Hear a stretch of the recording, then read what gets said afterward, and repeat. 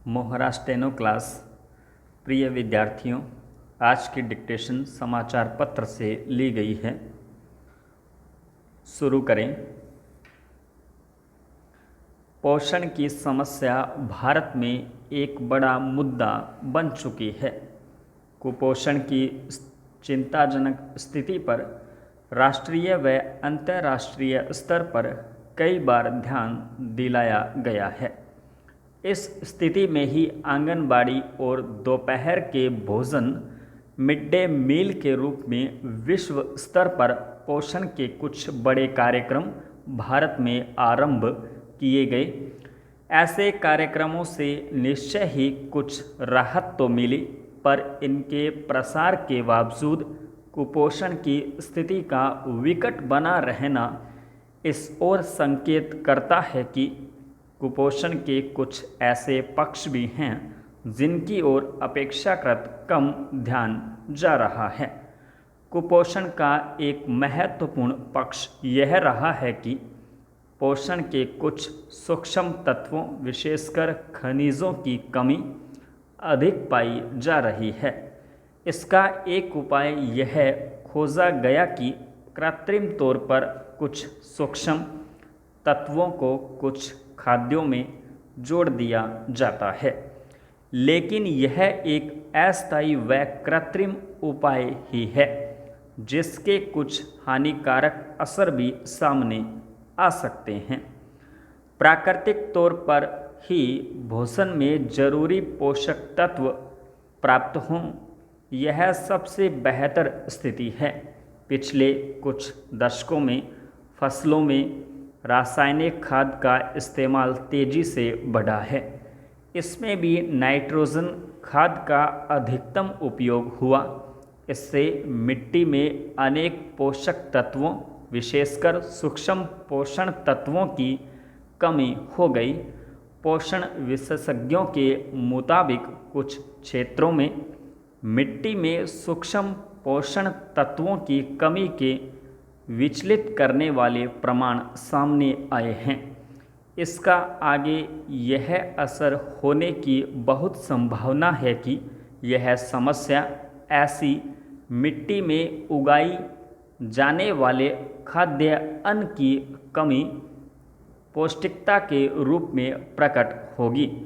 Nitrate की अधिकता से कैंसर की संभावना बढ़ती है, इसलिए रासायनिक खाद पर निर्भरता कम करते हुए कंपोस्ट व जैविक खाद का उपयोग बढ़ाना चाहिए। साथ में रासायनिक कीटनाशकों, जंतुनाशकों और खरपतवार नाशकों का उपयोग भी न्यूनतम किया जाना चाहिए। इस तरह फसलों का जहरीले छिड़काव व तत्वों से बचाव होगा। मिट्टी में केंचुए व प्राकृतिक उपजाऊपन बढ़ाने वाले सूक्ष्म जीव पनप सकेंगे। इस तरह मिट्टी में संतुलित पोषक तत्व होंगे और इनमें उगाई गई फसल में भी सूक्ष्म पोषक तत्वों सहित पोषण अधिक होगा। दलहन व अनाज की मिश्रित खेती में कमी आई है। इस वजह से मिट्टी में पोषक तत्वों और खाद्य में पोषण संतुलन दोनों में कमी आई है। अनाज व दलहन की मिश्रित खेती से मिट्टी के प्राकृतिक उपजाऊपन को बनाए रखने में मदद मिलती है और इससे खाद्यों में पोषण संतुलन में भी मदद मिलती है। अनाज व दलहन के फसल चक्र से भी ऐसी सहायता मिलती है। मोटे अनाजों में सूक्ष्म पोषण तत्व, विशेषकर खनिज अधिक मिलते हैं। हाल के दशकों में चावल और गेहूं को मुख्य अनाज के रूप में प्राथमिकता मिली है, जबकि विविधता भरे अनेक मोटे अनाज की फसलों की उपेक्षा हुई। इन मोटे अनाजों को सरकारी खरीद द्वारा सार्वजनिक वितरण प्रणाली और पोषण कार्यक्रमों में बहुत कम स्थान मिलता है। यह उपेक्षा दूर की जाए तो इन्हें उचित प्राथमिकता मिलेगी। इस तरह भी पोषण स्थिति सुधारने में सहायता मिलेगी।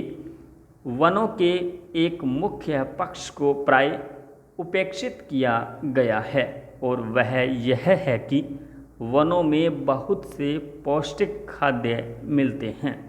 यह पौष्टिक खाद्य पास रहने वाले आदिवासियों को सबसे सहजता से उपलब्ध हो सकते हैं। उन्हें इसकी ज़रूरत भी है, लेकिन विडंबना यह है कि वनों की इस देन की उपेक्षा करते हुए ऐसी नीतियां अपनाई जा रही हैं जिनसे वनों में मिलने वाले पौष्टिक खाद्यों का बहुत नुकसान हो रहा है। इनमें एक मुख्य नीति है प्राकृतिक वनों के स्थान पर व्यापारिक पेड़ों को लगाना व पनपाना। ऐसी हानिकारक नीतियों पर रोक लगे, इसके लिए विशेषज्ञ वनों की ओर बार बार ध्यान आकर्षित कर रहे हैं। संपूर्ण विराम।